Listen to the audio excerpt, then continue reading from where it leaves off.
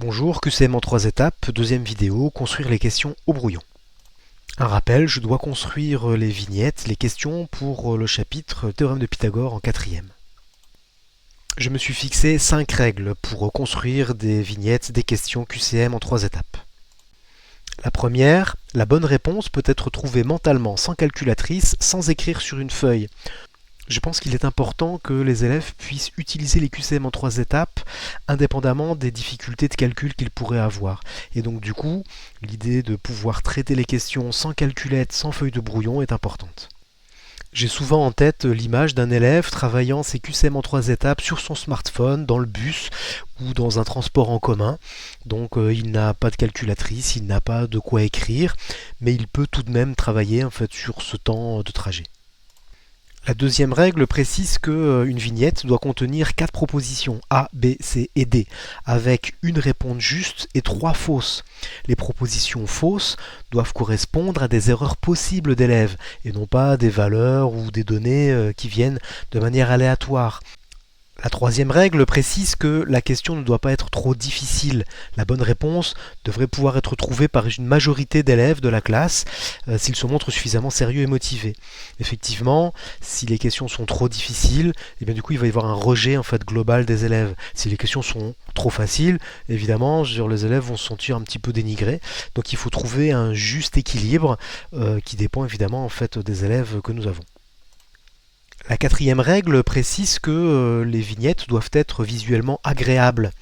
Donc les vignettes doivent contenir différentes couleurs, un effort de présentation doit être fait, le texte doit être lisible, l'écriture compréhensible et pas trop petite. Cette règle est facile à mettre en œuvre, elle est surtout importante quand ce sont les élèves qui construisent les questions, qui construisent les vignettes. Pour l'enseignant, il faudra penser à ne pas écrire avec une écriture, si c'est sur ordinateur, trop petite. C'est surtout ça, parce que parfois, en fait, les vignettes vont être affichées dans un format un peu plus réduit, et du coup, je crois que en dessous d'un style de caractère, en tout cas d'une taille de caractère de 14, ça commence à devenir un petit peu compliqué. 12, c'est vraiment la limite, et 14, c'est pas mal en fait pour les tailles de police les plus petites si on fait ça sur ordinateur. La cinquième règle précise que le contenu doit tenir dans les cases prévues en fait du fichier LibreOffice. Donc les dimensions et la place de ces cadres ne doivent pas être modifiées. Effectivement, donc le découpage, etc. en fait dépend beaucoup de ces dimensions en fait de ces cadres qu'il ne faut pas changer. J'ajouterai une sixième règle si on est dans la construction d'une série de questions pour un chapitre donné. Et bien du coup, il faut que les questions touchent à peu près l'ensemble du chapitre. Certaines questions sont juste impossibles à faire sous forme de QCM, il n'y a pas de souci là-dessus, mais il faut qu'on ne soit pas que sur quelque chose de trop ciblé, il faut que ça prenne en compte l'ensemble du chapitre. Bon, voici l'image d'une des pages de brouillon en fait, que j'ai pu réaliser pour construire les QCM du chapitre Le théorème de Pythagore en quatrième. Bon, bien sûr, elle n'est pas unique, il y en a d'autres. Simplement, pour vous dire que moi, je fais des recherches à la main. J'essaie de voir un petit peu quelle figure, quel type de question, quelle tournure, quelle formulation est-ce que je pourrais faire, sachant que je ne peux pas faire des grands textes, sinon ça ne tient pas en fait dans les cases. Et donc, j'essaye de trouver les questions les plus pertinentes pour qu'il y ait le moins de mots possible, qu'il y ait des propositions en fait qui soient intéressantes avec des figures qui soient pas trop compliquées non plus.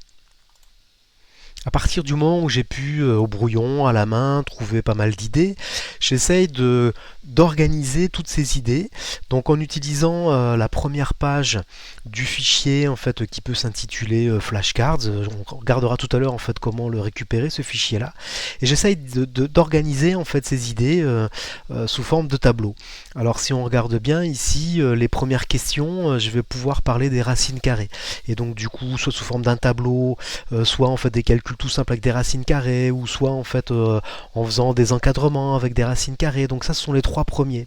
À droite, je mets le nombre de questions en fait que je compte réaliser pour le thème qui est proposé. Ensuite, je regarde les suivantes. Donc on est bien sur du vocabulaire sur triangle rectangle, repérer l'hypoténuse, repérer les angles droits.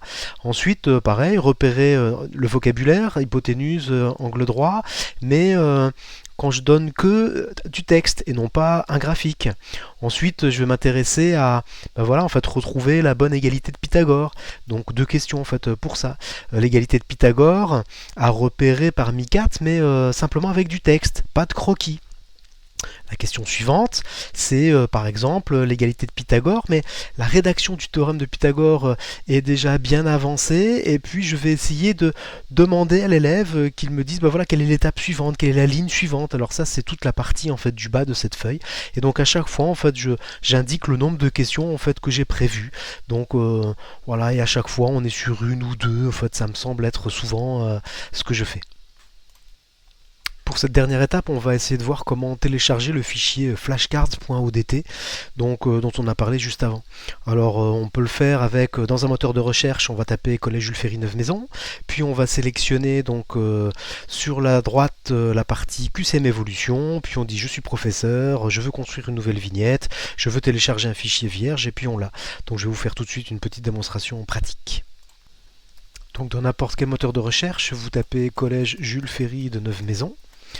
À partir de là, donc il y a un qui parle de l'équipe pédagogique, un lien, donc site pédagogique d'enseignants, voilà c'est celui-ci, non pas celui de l'ENT.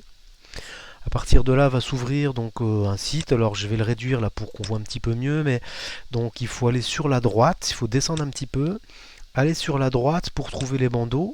Voilà, il y en a un qui s'appelle QCM Évolution. On clique dessus, on va directement sur le site QCM Évolution, cliquez sur Je suis professeur, cliquez sur Construire de nouvelles vignettes, et à partir de là, il suffit de cliquer sur Télécharger un fichier vierge, LibreOffice, etc. Donc moi j'ai déjà téléchargé, mais c'est comme ça en fait que vous avez le bon fichier actualisé.